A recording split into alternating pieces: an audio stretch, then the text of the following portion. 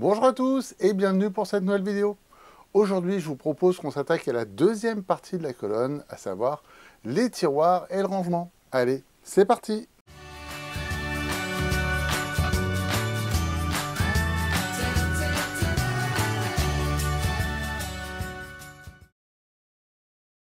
Alors, je vais commencer par débiter le bois pour faire les panneaux. Donc, la première étape, c'est de découper, réduire la taille de ce panneau-là parce que c'est juste pas manipulable avec la scie à format. Et après, je passerai sur la scie à format pour faire toutes les autres découpes. Allez.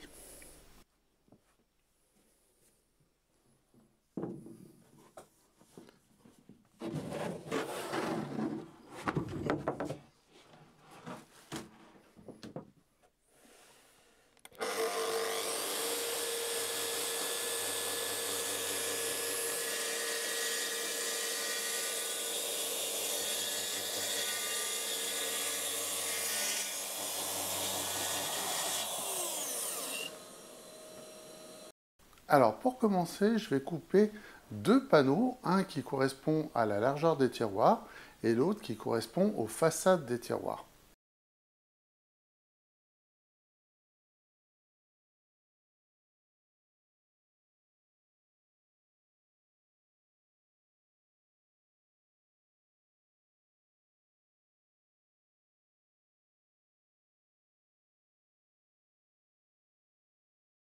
Je ne sais pas si vous avez remarqué, mais j'ai fait un petit bricolage. J'ai récupéré le presseur de ma scie onglée pour maintenir mon plateau. D'ailleurs, si vous avez des références de presseurs qui s'adaptent sur le rail, eh ben, je suis preneur. N'hésitez pas à le mettre dans les commentaires.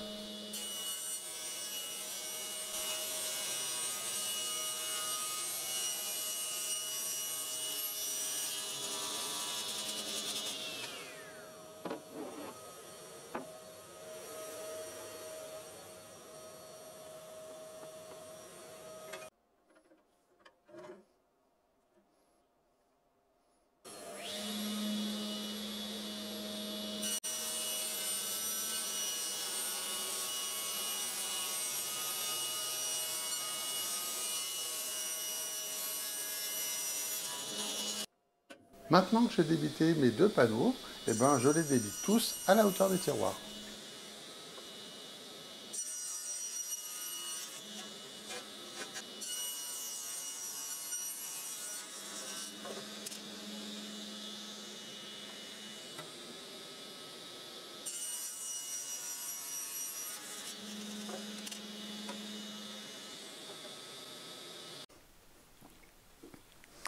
Bon, maintenant que j'ai coupé l'ensemble de mes côtés, il va falloir que je les rainure. Alors pour ça, j'ai prévu une fraise à rainurer de 5 mm pour pouvoir mettre un contreplaqué de 5 et je vais le mettre à 5 mm de hauteur.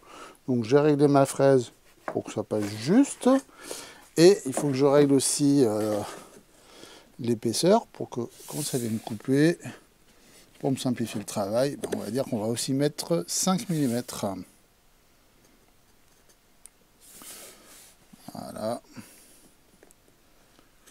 Hop, et on va serrer tout ça.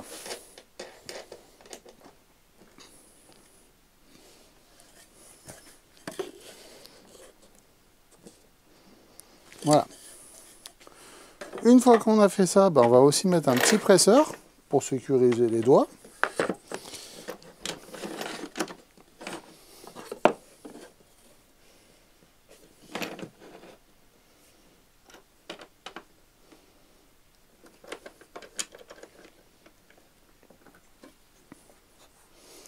Voilà, donc, voilà, ça tient bien à piquer, donc c'est parfait.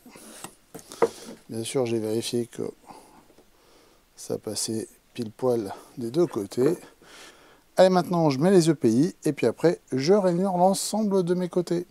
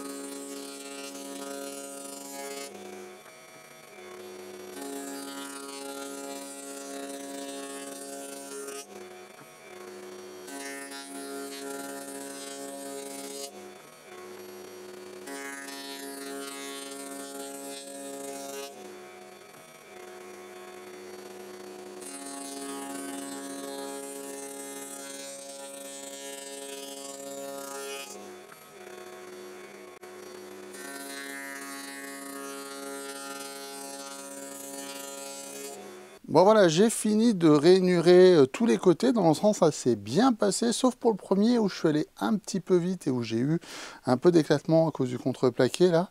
Donc j'ai bien ralenti sur les phases suivantes. Et vous voyez, j'ai beaucoup plus de côtés que nécessaire. Mais là, je ne fais que le prototypage qui est la première colonne. Et la première colonne, j'ai déjà besoin de 6 tiroirs. Donc maintenant, je vais quand même vérifier qu'en mettant 2 rails, 2 côtés et une largeur, ça rentre bien dans la colonne parce que pour l'instant, j'ai tout coupé en suivant mon plan de coupe. Donc si j'ai besoin de faire une petite rectification, ce sera sur celui-là. Et puis après, on passera au pré-perçage des côtés sur la CNC. Voilà, donc là, je m'assure quand même que j'ai pas besoin de recouper les grands côtés en mettant les 2 glissières, les 2 côtés et puis le grand côté. Bon, là, je vois, j'ai à peu près 1 mm de marge, donc c'est parfait. Je ne vais pas recouper, ça rentre parfaitement bien. Donc là, maintenant, je vais passer à la CNC. Alors, la CNC est prête, j'ai fait mon Z-offset, j'ai monté ma fraise de 2, j'ai mis mes presseurs, et puis j'ai écrit sur les morceaux de bois, j'en ai fait moitié-moitié, gauche et droite, puisque les perçages sont asymétriques. Donc maintenant, on va mettre en place. Il y a juste besoin de serrer comme ça, il n'y a pas besoin de... Il ne va pas y avoir d'effort dessus, ça tient. Et puis je vais lancer le programme d'usinage. Allez, c'est parti!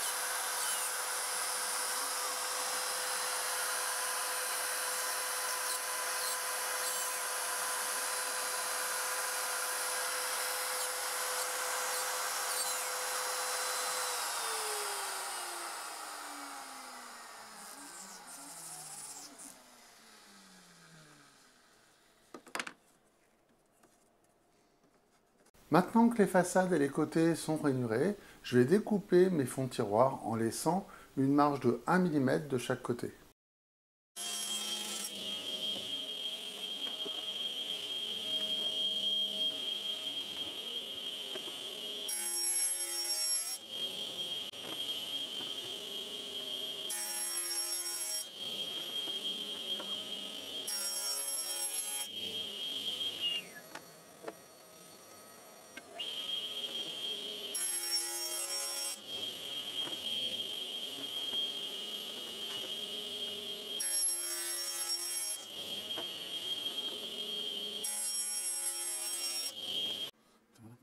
Maintenant que j'ai tous les éléments, je vais faire l'assemblage des tiroirs.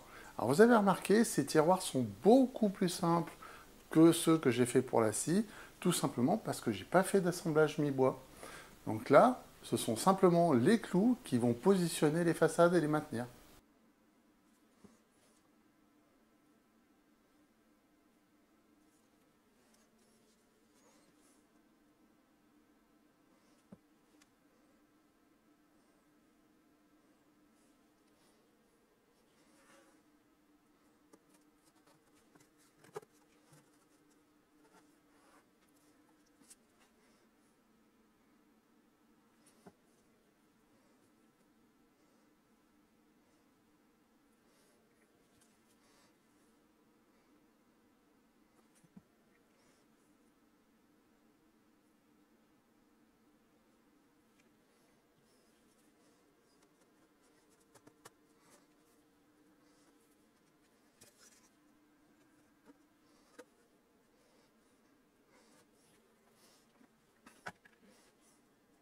Alors même si c'est les clous qui positionnent les façades les unes par rapport aux autres, et si vous avez remarqué, mes clous sont posés de travers pour pas que ça bouge.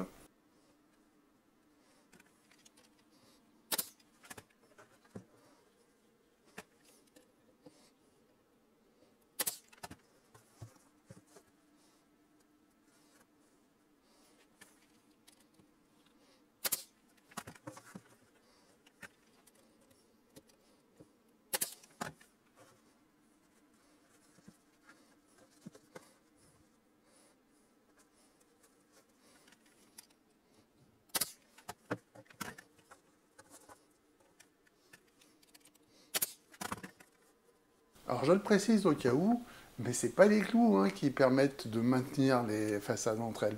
C'est la colle. Donc pour ça, on met des serre-joints.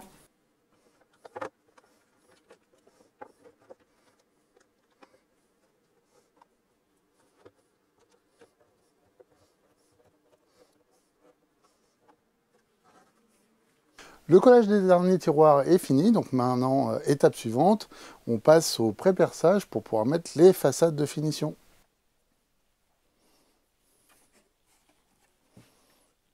Alors les façades vont être tenues par 3 vis plus de la colle, et pour éviter de reprendre les mesures à chaque fois, j'utilise 3 règles différentes.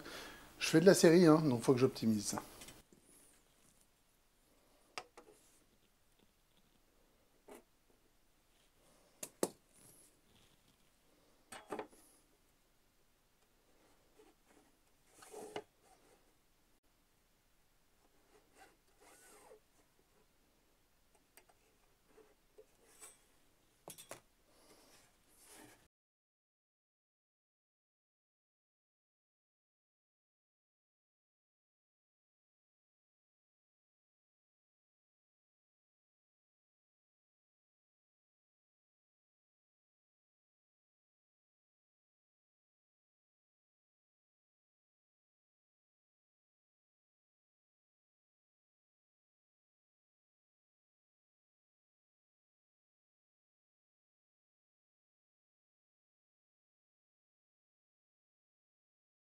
Alors j'ai presque fini de préparer mes tiroirs, je voulais les vernir comme ce que j'ai fait pour la scie à format, sauf que j'ai pas trouvé de vernis pas cher, puisque là ça reste quand même des tiroirs d'atelier.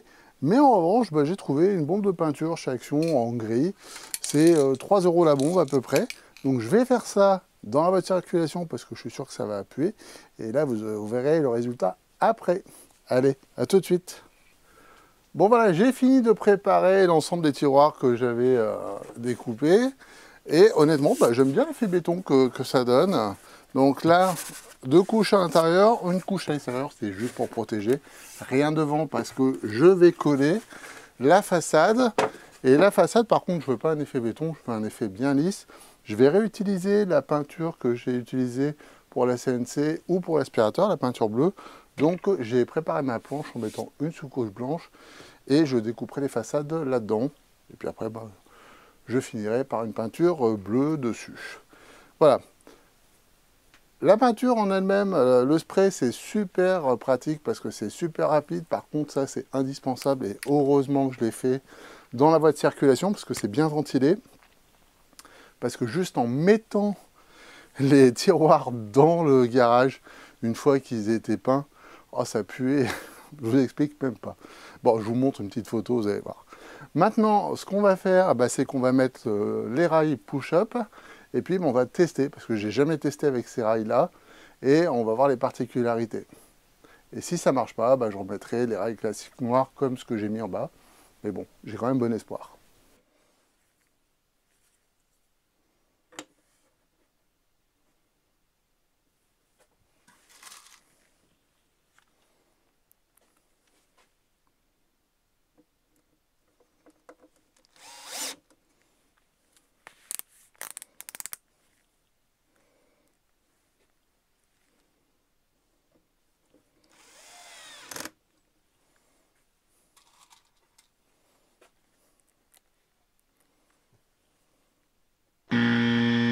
Bon, là je viens de faire une belle bêtise parce que ça c'était ce qu'il fallait surtout pas mettre là. Vous allez comprendre un peu plus tard.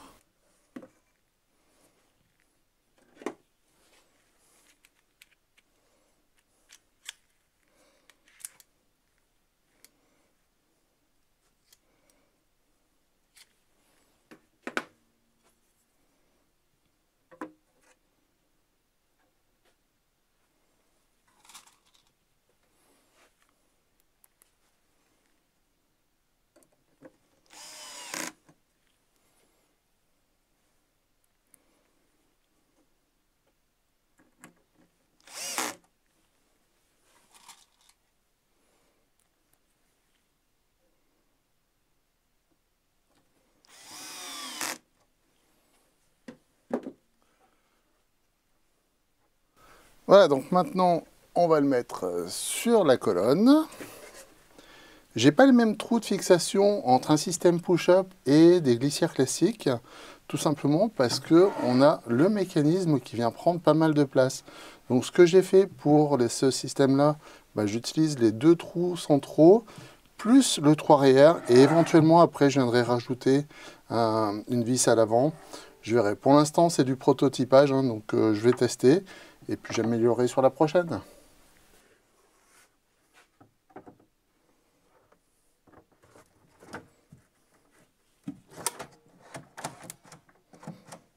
Bon, vous vous rappelez de la fameuse vis qu'il ne fallait pas mettre?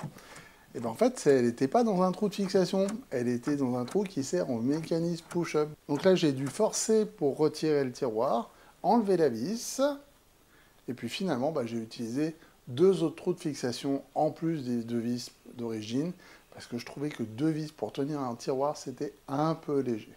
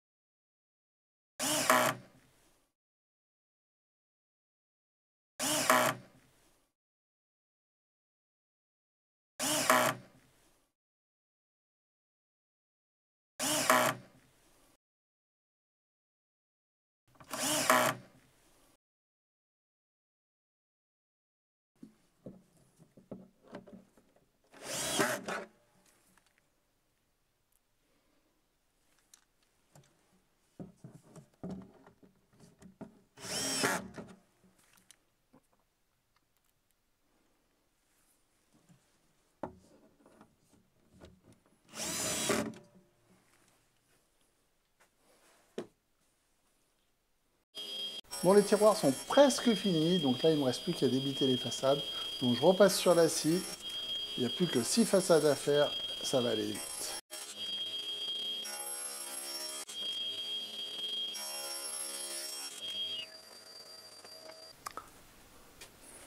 Bon, maintenant, je vais monter les façades. Alors, pour me faciliter le montage, je vais devoir enlever les tiroirs, en tout cas ceux du dessus. Et puis, je vais y aller progressivement avec des cales d'épaisseur. Et je vais visser et coller les tiroirs.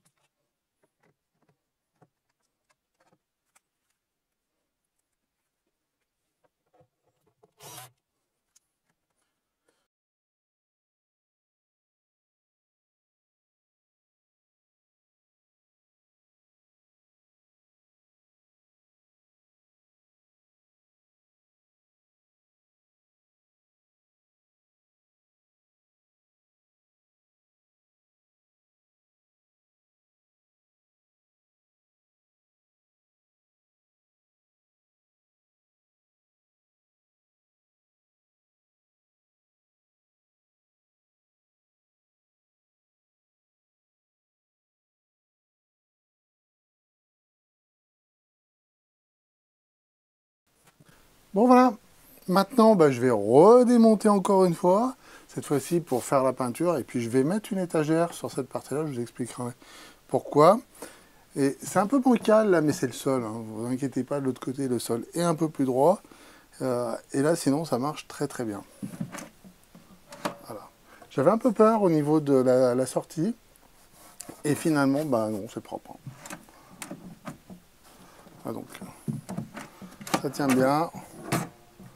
J'aime bien la cinématique aussi. Ça rentre tout seul. Allez, passe à la suite. Alors maintenant, il me reste à mettre la petite tablette. Donc pour ça, je vais utiliser les trous de fixation des glissières. Donc je mets des taquets plats. Un peu comme ça, là.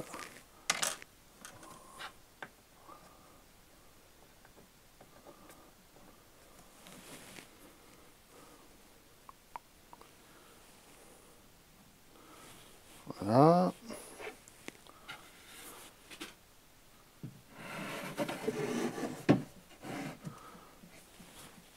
Alors cette tablette, c'est pour cette caisse-là. Elle est un petit peu particulière, mais on va en rediscuter tout à l'heure.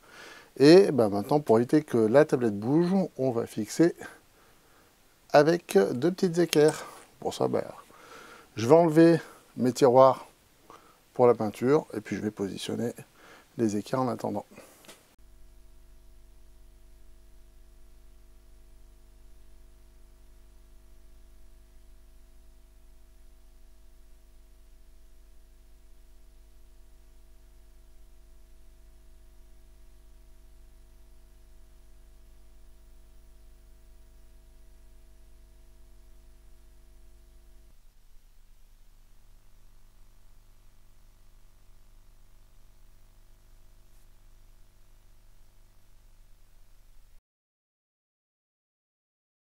Bon, finalement, j'ai décidé de mettre du gris. Alors, c'est le même gris que la scie, plutôt que le bleu Bosch.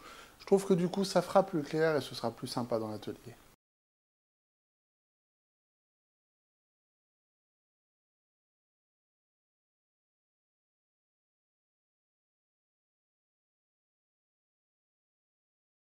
Voilà, les tiroirs sont finis et honnêtement, je suis super content du résultat. Ça rend vraiment comme ce que je voulais, en tout cas comme je l'ai modélisé. Donc, ce que je vous propose maintenant, bah, c'est qu'on va parler de leur aménagement. Parce qu'il faut quand même se rappeler de l'objectif initial. Mon objectif, c'est de ranger tout ce bordel qui se trouve ici, hein, mais aussi celui qui est au fond. Parce que dans celui du fond, j'ai aussi plein de quincailleries électriques, électroniques dans toutes les caisses là. Donc il y a quand même pas mal de choses à ranger. Je vais aussi remplacer ces petites mallettes à visserie. Alors celle-ci a globalement la bonne capacité que j'ai besoin pour les écrous, les rondelles, etc. Problème, elles sont recto verso, donc c'est pas très pratique. En plus, elles s'empilent pas et elles se clipsent pas entre elles. Voilà. Celles-là, elles sont un peu plus grosses. Au niveau de la capacité, bah, c'est vraiment pas mal, sauf que bah, par rapport à mon usage, la moitié du temps c'est vide. Elles s'empilent, elles se clipsent entre elles, mais elles sont trop grosses. Donc je voulais un système qui soit à la fois flexible, qui puisse me permettre d'emporter, quand je vais bricoler chez quelqu'un, bah, mes consommables, sans avoir à tout me trimballer, toutes les caisses, et aussi en ayant des caisses qui s'empilent et qui se clipsent entre elles, parce que bah, dans la voiture, c'est quand même plus pratique. Alors en partant de cette définition, je me suis dit que le mieux adapté, eh ben, c'était l'utilisation de godets. De godets que je puisse ranger dans les tiroirs, et au besoin, quand je vais bricoler chez les autres, que je puisse mettre dans ma L-box. Mais ce n'est pas les seuls critères que j'ai. On va en parler, j'en ai plein d'autres. Alors pour les autres critères, eh ben, premièrement, je veux des godets de tailles différentes en fonction de ce que je vais mettre dedans. 2, je veux pouvoir identifier facilement le contenu. Et 3, je veux pouvoir facilement aller chercher la petite pièce qui est au fond du godet. Du coup, je me suis fortement inspiré de ce genre de système, sauf que c'est beaucoup trop cher pour ce que c'est. On est à peu près sur 90 € la mallette à vis. Donc ce que je voulais, bah, c'est un système qui soit pas cher et facilement imprimable. Alors j'ai modélisé différentes tailles de godets et même des godets un peu particuliers puisque je me suis fait un godet pour mes abrasifs de ponceuse. Alors tous les godets sont équipés d'un support pour étiquette, de 12 par 40. Alors, c'est pas fait au hasard, hein, puisque ce sont les étiquettes qu'on peut utiliser avec ce genre d'imprimante. Donc, une imprimante comme ça, c'est à peu près 20 € sur AliExpress et puis 30 € sur Amazon. L'avantage de ces étiquettes, c'est qu'elles résistent à l'huile, à l'eau, etc. Et ça vaut pas grand chose, on est à 7 € les 160 étiquettes. Donc je trouve ça super pratique. Alors je vous ai fait une vue en coupe des godets, donc ils sont tous conçus de la même manière. On a le support d'étiquette avec une pente dessous qui permet de l'attraper facilement et de ne pas avoir de support à l'impression. On a aussi tous les godets qui ont un fond plat avec un petit arrondi au bout. Donc ça c'est simplement pour pouvoir récupérer facilement les petites pièces. Allez, on passe à la suite. Et pour le tiroir, eh ben, si je laisse les godets comme ça, ils vont bouger dans le tiroir. Donc pour éviter que ça bouge, j'ai fait un système de grille. Donc le système de grille, c'est celui-là. Donc j'ai 4 grilles à mettre pour que ça tienne dans chaque tiroir. Donc il y a un petit peu de marge, mais ça on va voir plus tard. Et puis pour éviter que ça bouge trop aussi, parce que là, c'est pas solidarisé, je vais vous montrer, on va les solidariser avec du reste de filament tout simplement.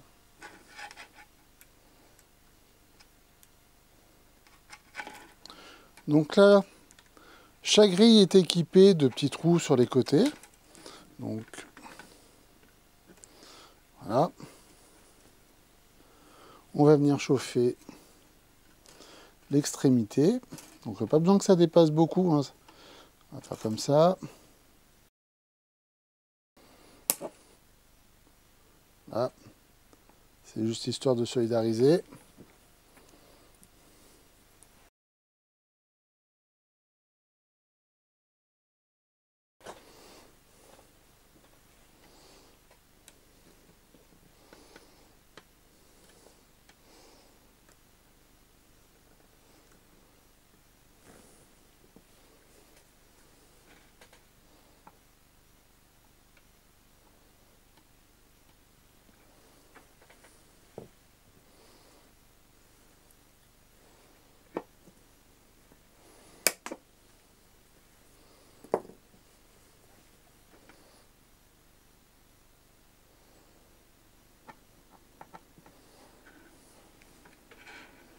Une fois que je mets la grille en place dans un tiroir, elle peut bouger encore un tout petit peu.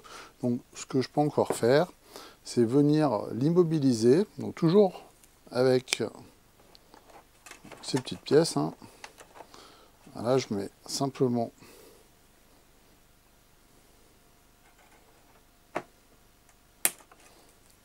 comme ça.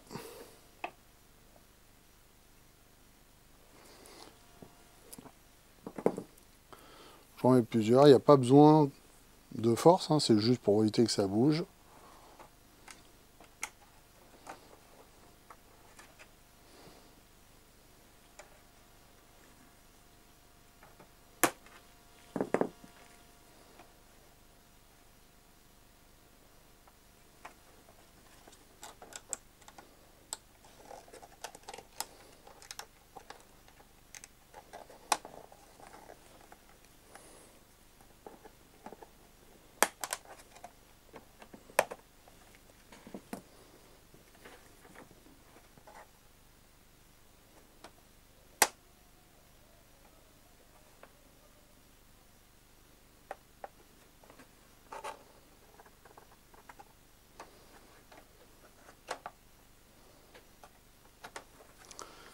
Et voilà, ça devrait plus bouger. Donc là, même si je bouge le tiroir, ça bouge pas.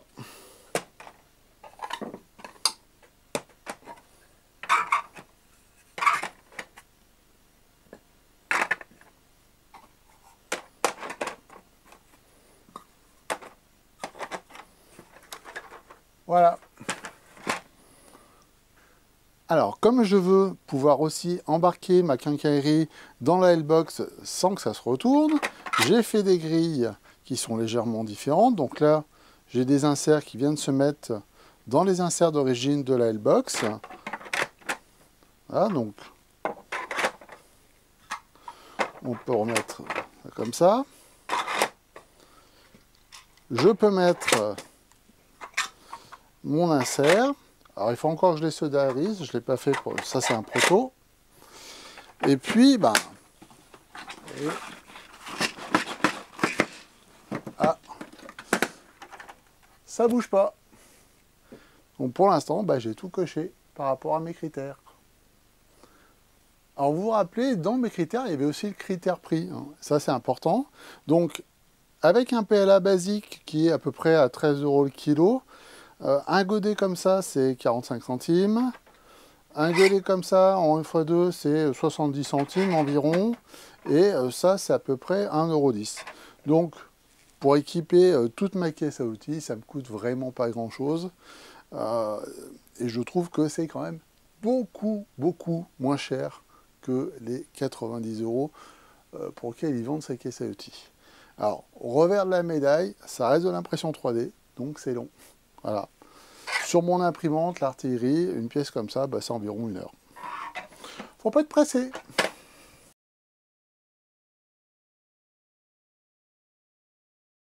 Alors, comme je vous l'ai dit, cette colonne, c'est un prototype parce que j'en ai encore au moins 2 autres à faire et j'ai déjà tiré les premiers enseignements de cette fabrication.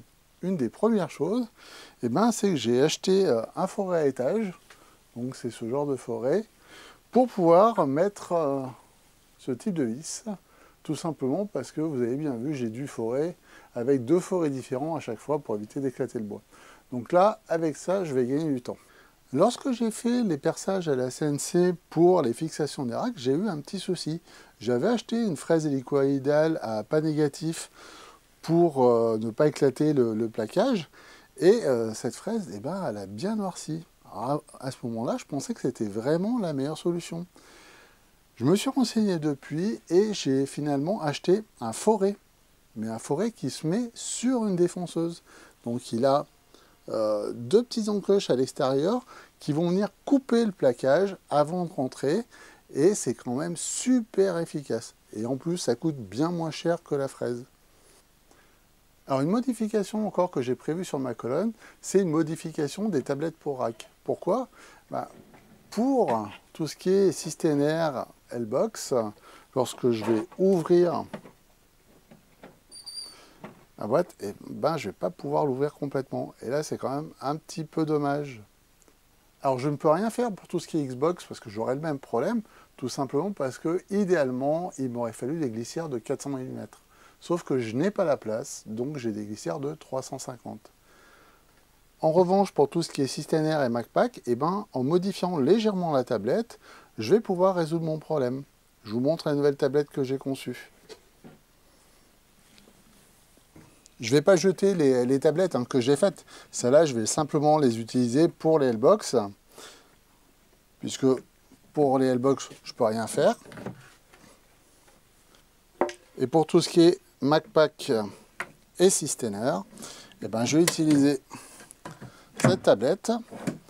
Alors ce qui change, je vous montre la différence, c'est que ici j'avais une jolie courbe qui était sympa. Et là maintenant je ne l'ai plus, j'ai simplifié le design. Donc j'ai une planche qui traverse, j'ai décalé. Et cette fois-ci,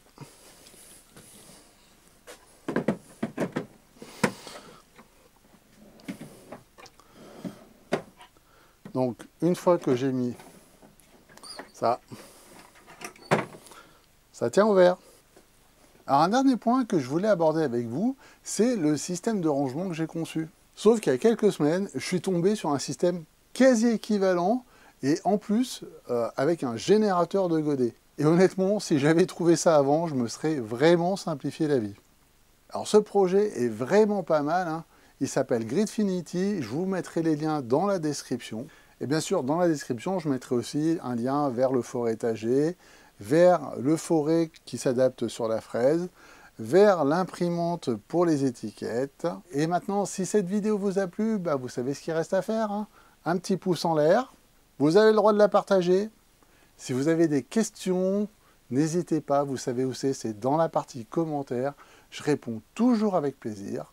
Et en attendant la prochaine vidéo, je vous dis ciao ciao!